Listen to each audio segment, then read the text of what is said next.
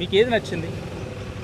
నాకు జగన్ ప్రభుత్వం వచ్చిన తర్వాత ఒక పింఛను, ఒక రైతు భరోసా, ఈ 5 శాఖల వాళ్ళకి, మంగళకి, వాళ్ళకని తలా 10,000 అత్తనాడు. కానీ అభివృద్ధి కార్యక్రమం అస్సలు లేదు, శూన్యం.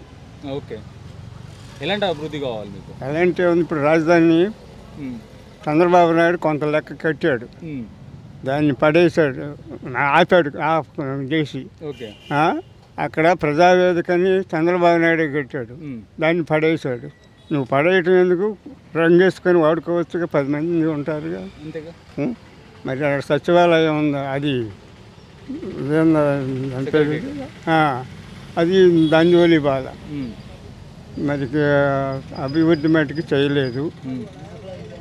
రైతులకు ఎలాంటి అభివృద్ధి అందింది ఇప్పటివరకు? రైతులకి ఏమమ్మింది? అలా రైతు భరోసా ఎకరానికి పేరుకు ఒక 13,000 అందింది. ఈ ఆడవాళ్ళకి అంటే ఆడవాళ్ళకి తక్కువ వాళ్ళకి, ఇది రిచబల్ వాళ్ళకి, మంగళ షాపుల వాళ్ళకి తలా 10,000.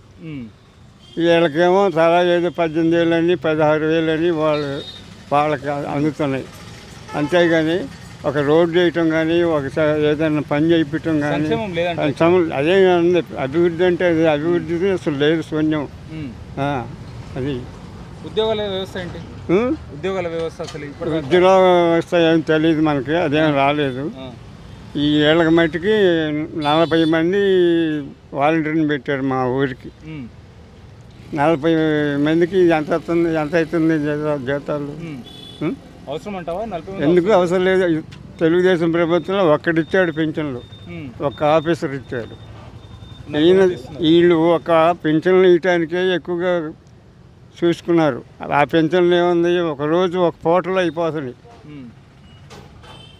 చచ్చిన తర్వాత ఇక వాళ్ళు ఆడనో కూర్చోవటం, ఎవరో చూసుకోవడం, ఏదో వాళ్ళ పనులు చూసుకోవడమే కానీ వాళ్ళ వల్ల ఉపయోగం లేదు.